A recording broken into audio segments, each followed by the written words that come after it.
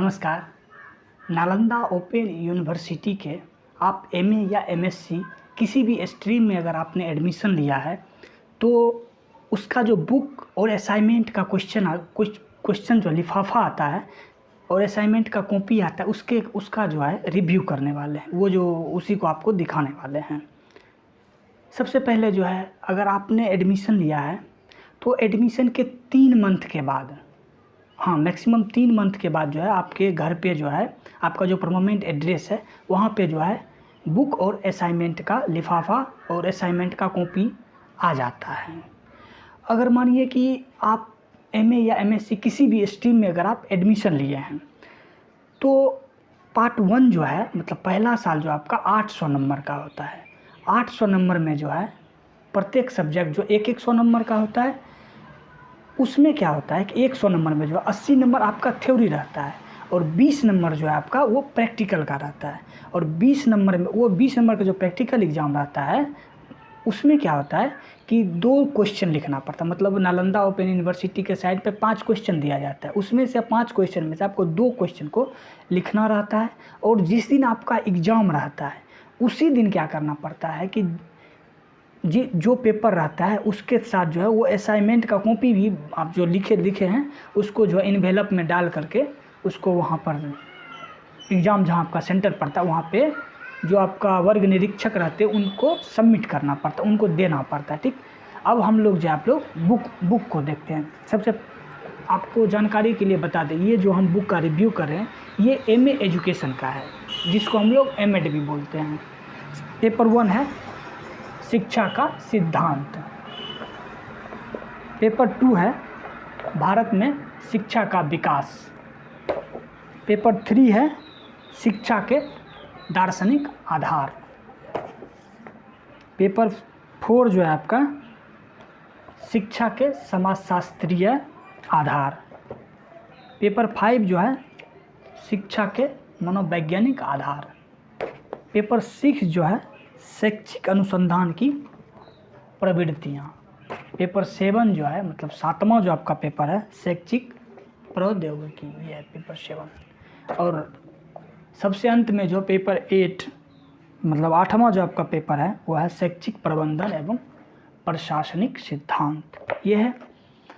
इसके साथ साथ जो है 8 जो है असाइनमेंट का कॉपी आता है। ठीक, आप असाइनमेंट कॉपी को एक बार देख लीजिए नज़दीक से। ये 1 2 3 4 5 6 7 और 8, इस प्रकार से 8 ये असाइनमेंट कॉपी आ गया। इन्वेलप जो है ये लिफाफा मतलब जो है ये भी 8 हो रहता है। इसको नज़दीक से एक बार आप देख लीजिए, इस प्रकार से आपका रहता है 1 2 3 4 5 6 7 और 8। अब आगे का क्वेश्चन ये है कि हम लोग तैयारी कैसे करें, एग्ज़ाम का जो तैयारी कैसे करें।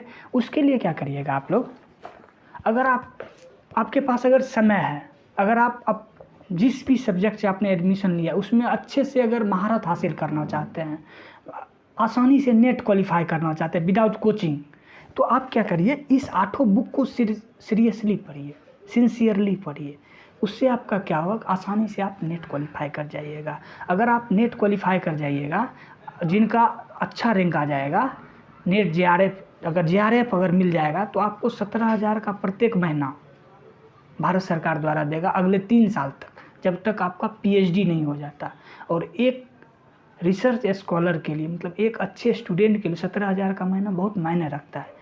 आप भारत के किसी भी अच्छे यूनिवर्सिटी में जा कर के आप पढ़ सकते हैं, या आप नालंदा ये अपना ओपन यूनिवर्सिटी से भी आप पीएचडी कर सकते हैं।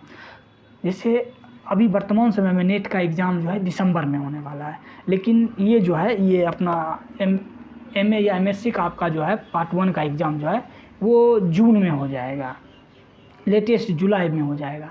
तो अपने पास अभी जो है मात्र 2 से ढाई महीना बचा है। तो अभी क्या किया जाए, किस प्रकार से तैयारी किया जाए, उसके लिए आप क्या करिएगा, पिछले 5 साल का क्वेश्चन जो है नालंदा ओपन यूनिवर्सिटी के साइड पे दिया गया है, आप उसको क्या करिएगा, उसको डाउनलोड कर लीजिए।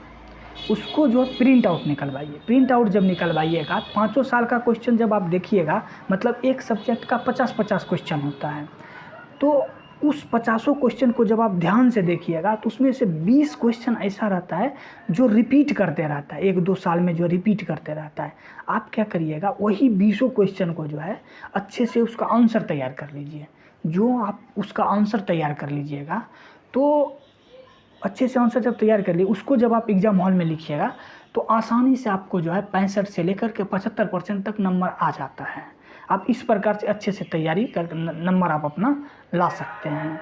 आशा करता हूं कि आप जिसके लिए जिस उद्देश्य के लिए आप ये वीडियो को देखना स्टार्ट किए थे वो आपको प्राप्त हो गया होगा। अगर एग्ज़ाम संबंधित कोई भी अगर नॉलेज चाहिए तो आप कमेंट बॉक्स में कमेंट कर सकते हैं। Thank you.